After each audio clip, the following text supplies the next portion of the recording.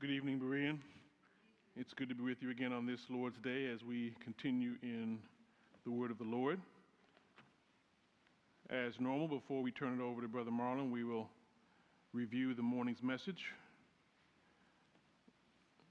So last week we concluded Acts 16, and this week we began Acts 17.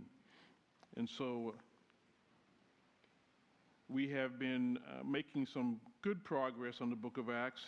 One of the members came up to me last week and they were kind of shocked that we were over halfway through the book of Acts, but we're going at a nice pace, and so thank the Lord for that. So this morning we began looking at the outreach in Thessalonica. This is Acts 17, 1 through 9.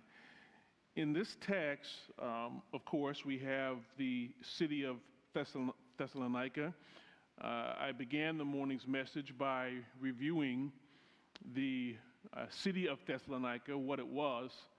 It was a large city, 200,000 people. That's massive for this time in world history.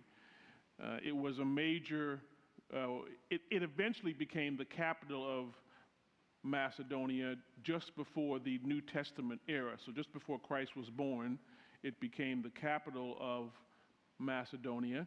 And we also learned it was named after Alexander the Great's sister. And so her husband founded the city in 315. So we went through the history of the city. We're not surprised that a city this large had a synagogue there.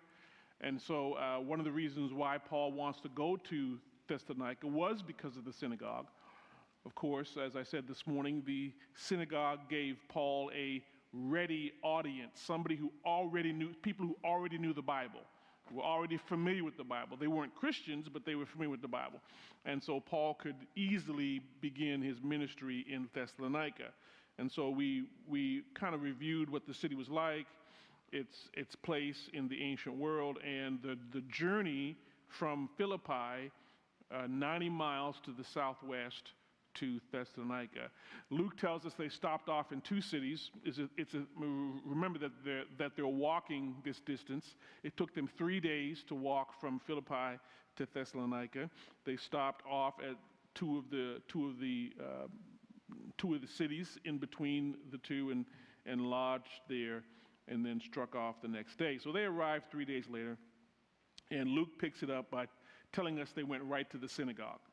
And so, of course, we don't know that they arrived on the Sabbath. Probably they were traveling prior to the Sabbath, but Luke picks up the story and they go to the synagogue and they present Christ there. So that was their arrival, verse 1, the ministry in the synagogue, verses 2 and 3. And there we saw them reasoning with the Jews, explaining the Bible, giving evidence from the Bible that Jesus was the Christ. He is the King. He is the Savior. And so we saw that this morning as Paul hammers home from the Bible who Jesus is. I also compared this passage with Acts chapter 13, where we have the most extensive sermon preached by Paul in the book of Acts. And in many ways, this is just a summary. This is a summary statement, but you can kind of see Acts 13 behind this. But rather than preaching there for one session, Acts 13, he preaches there once. Here he preaches for 3 Sabbaths. 3 Sabbaths. And we're not sure whether they're consecutive Sabbaths or not. People speculate that Paul was only in town for 1 month. That is speculation because Luke doesn't tell us that the Sabbaths were back to back. And so we kind of think they were, but that's no guarantee. And so he was there for a shorter period of time than he wanted to be. So verses 2 and 3 kind of summarize the fact that they were there teaching and in the synagogues. There's a positive result from this. In verse 4, we found out that some believers came to know Christ. And I don't know if this struck you, but it struck me this morning that there were 3 different groups of people, 3 identifiable groups in the church, but it was one church. That was an important realization. Jews who came to know Christ, Greeks who came to know Christ, and leading women the socialites even came to know Christ. One time I heard that the Queen of England said, I don't know if this is true, but one time the Queen of England was supposedly had said that she thanked the Lord for the letter M. The reason that she thanked the Lord for the letter M was because Paul said in 1 Corinthians 1, not many noble. He didn't say not any noble, not many noble. She thanked the Lord that some made it in. And these were obviously the richer upper class in Thessalonica. They too came to know Christ. But they were all worshiping together in one fellowship. Powerful, powerful statement in Acts 17, verse 4. We also saw in this verse that God, our version says, joined, that these Jews joined Paul and Silas. And really, as I argued this morning, God assigned these Jews to Paul and Silas. And this talks about the sovereign hand of God in accomplishing salvation. We then went into verses 5 and 9. Here we saw the opposition.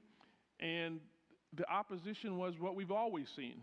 The Jews rose up against the church and tried to stop it. The source of the opposition was the Jews. They amassed some, our version says, some wicked people from the marketplace. These were bad people. These were, we call them lowlifes. There may be different words for them over the years, but these were people that would, beat you up if you gave them enough money. They were people that were not good people, and so the Jews gathered these people, and they made a mob, basically a mob, and the mob went to track down Jason. Why Jason? Because Jason was where Paul and Silas and the other team members were staying at Jason's house. And so the mob goes to Jason's house, tries to find these men and drag them before the authorities. They're not there. We saw that. And so we saw the civil unrest. We saw that they wanted to use the government against the church. And of course, that's a terrible thing.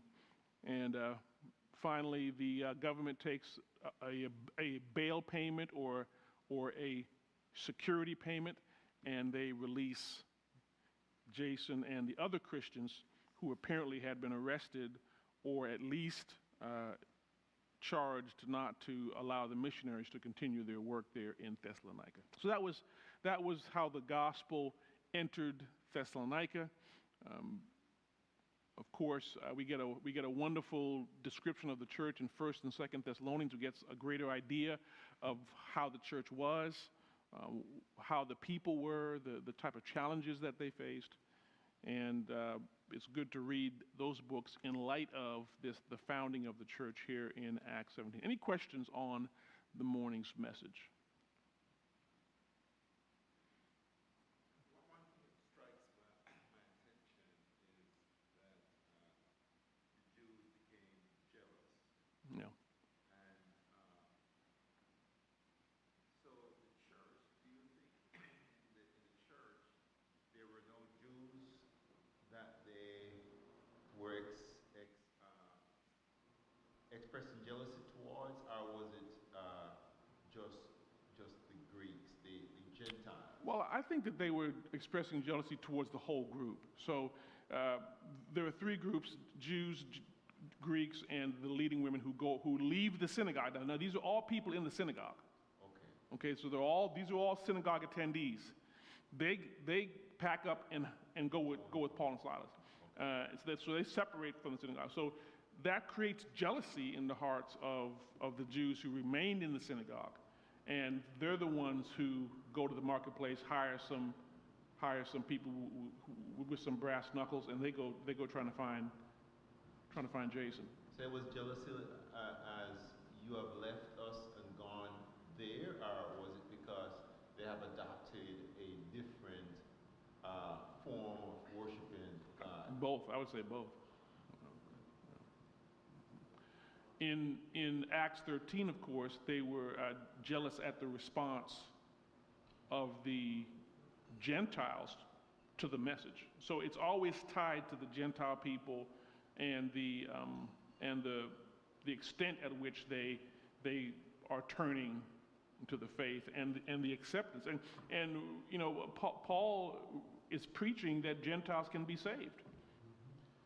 Yeah, and the reason why this construction, because I know earlier it was said that there would be jealousy towards the Gentiles, Oh yeah. towards Christ, but in this case, it's from their own that were in the church that moved over into Christianity.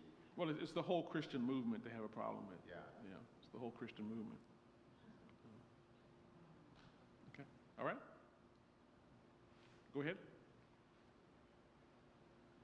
Yeah, so we know Paul preached in Thessalonica, and we know he preached in the marketplace, and he preached on Mars Hill, where they welcome people to come and share new things.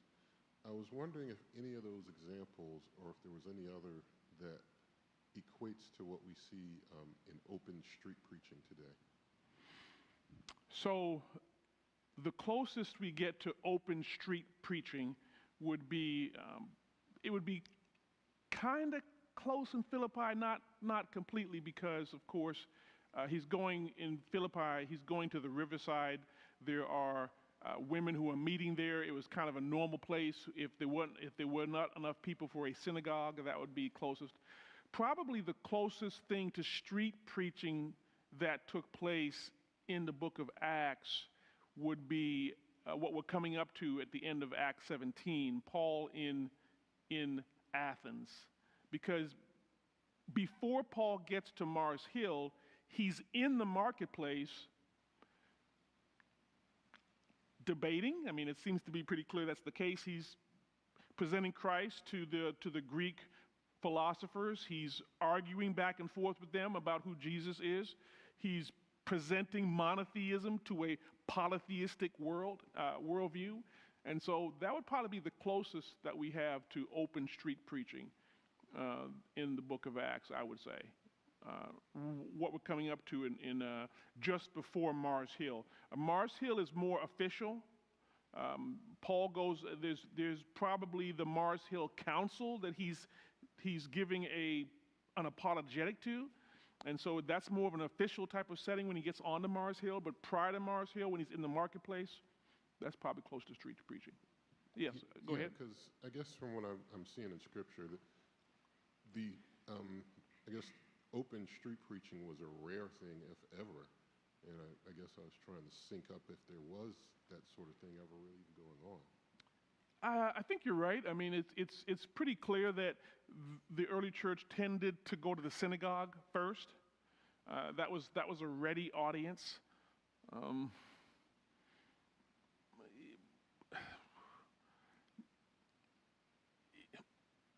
Part of my struggle in answering the question is the book of Acts obviously is a limited history. It's not trying to be exhaustive.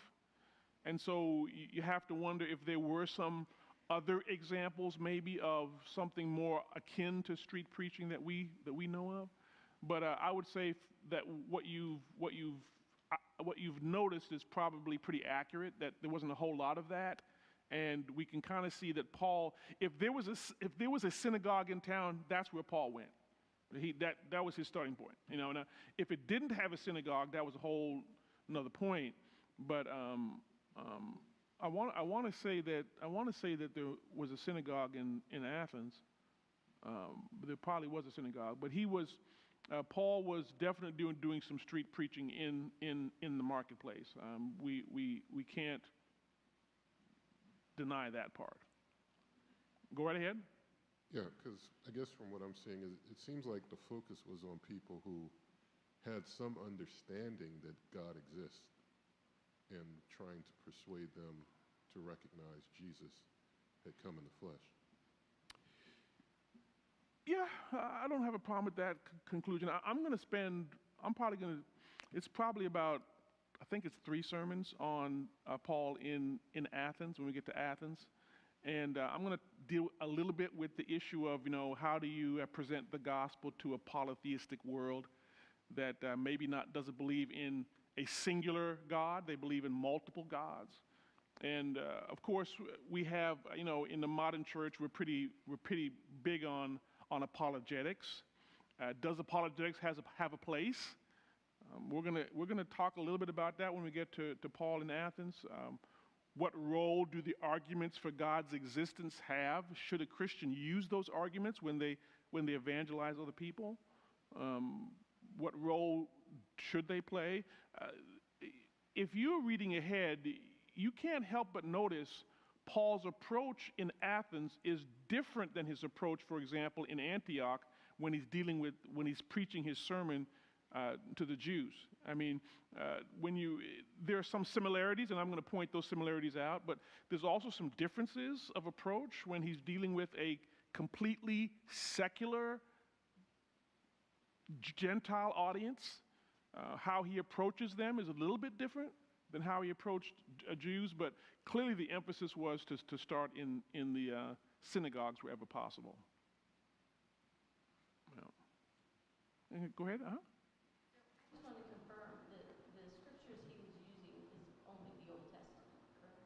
Correct. That's all he would have been the Old Testament scriptures. Of course, we call them the Old Testament. They would have just called them the scriptures, right, because that's all that they had. So when in the book of Acts, when they're referring to the scriptures, they're referring to what we refer to as the Old Testament. And then talking about the synagogue, is that, I don't know if you talked about this before, but was that something where the leaders in Jerusalem, did they plant these synagogues based on how many, I know you have to have so many Jews in an area to have a synagogue, but were they involved in that, or is that just something Jews did on their own? So it was part of the way that the Jewish diaspora operated.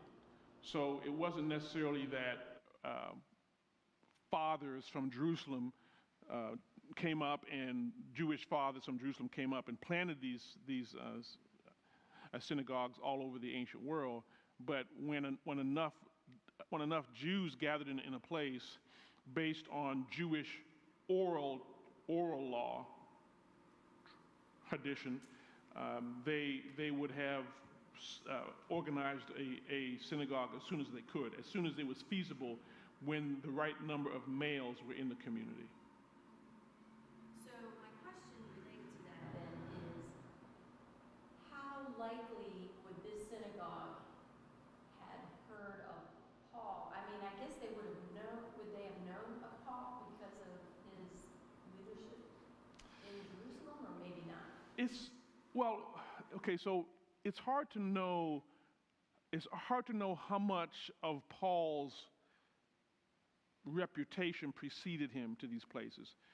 There's a couple of hints in the book of Acts that might kind of lead us in one way or another. In fact, they might kind of fight against each other. When Paul arrives after the third missionary journey, when Paul arrives in Jerusalem, this is just prior to his Roman arrest. When he arrives there after his third missionary journey, James meets with Paul and says, "Hey, the rumor is that you're going around all these synagogues telling Jews don't circumcise their kids, don't obey the law anymore. We think you should do this in order to diffuse that rumor." So clearly, Jews were passing a rumor around about Paul. When Paul goes to the temple after he talks to James and he's arrested, well, what happened was there was a riot in the temple because people saw Paul and thought he had taken some Greeks into the temple and lost their mind and wanted to kill him. So clearly there's some rumors being circulated amongst the Jewish people about Paul and his ministry, what he was doing. However, by the time we get to Acts 28, Paul is in Rome. He calls together all the Jewish men in the region in Rome and says, "Hey, no doubt you've heard that I'm here because I'm under arrest for the hope of Israel. And they said, we've never even heard what's going on. And so in Rome, they're kind of clueless, so we don't, some of it may be distance, but we're not sure how much of this kind of circulated amongst the Jewish people regarding what Paul was doing. So it may have, may not have. It's hard to say. Yeah. All right, go right ahead. Verse 6, it says, and when they could not find them, is that specifically Paul and Silas? So were they hiding? Or was something going on? Yeah. They may have been hiding. And I mean, when you look at verse 10, which is the following verse after the section, the church knows exactly where to find Paul and Silas. Okay, so they go to them and immediately they leave. So they may have been hiding. It's possible. Clearly, they weren't at Jason's house.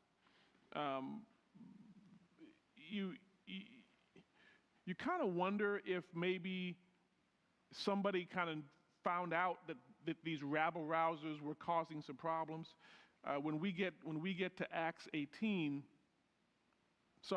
19, and Paul's ministry in Ephesus, we're going to kind of see that there was kind of a group of people who, again, like what happened here, caused a riot. And Paul is trying to go in and address the rioters, and Christians have to keep Paul from going in. But not only that, we learn from Luke that some of the officials in Ephesus, so apparently some of the officials in Ephesus had gotten saved. Some of the officials in Ephesus tell Paul, hey, don't go in there. Those people are out of control. It's not going to be good. And so they may have been hiding. The church may have hid them. I mean, maybe Paul wanted to address the government. I don't know. But kind of comparing this with some other things that take place in action, kind of see Paul's approach to the secular authorities. But all we know for sure is that they weren't at Jason's house, although they had been staying there apparently, and everybody in the community knew they had been staying there because they knew where to find them. Yeah. Any other questions on? Yes, go right ahead. Yes, I think this is probably far be it from me to critique your sermon. Okay. But towards your end today, I think you left out an important group. Okay. Of what's the word I'm looking for? Detractors is too soft a word, but let's just say enemies. Okay. You talked about institutions, which I was waiting for you to mention the media as a part of like especially social media and legacy media. Sure. I could have talked about I talked about the government, educational institutions, and the business world.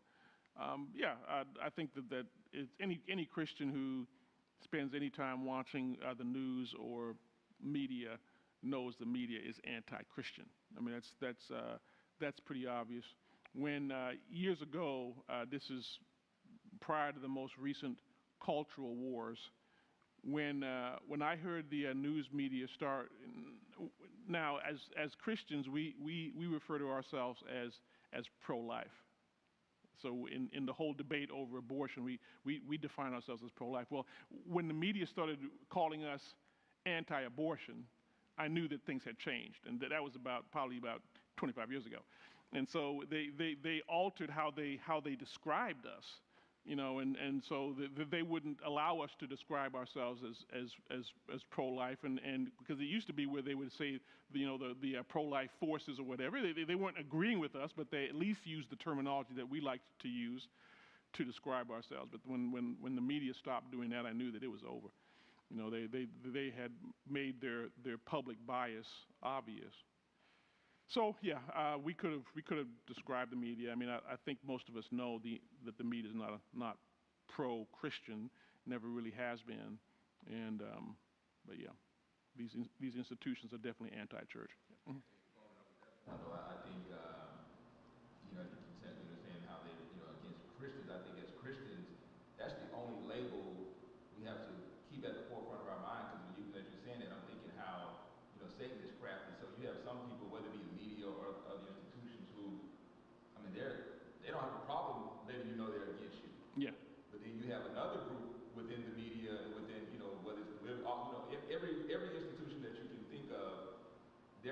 become,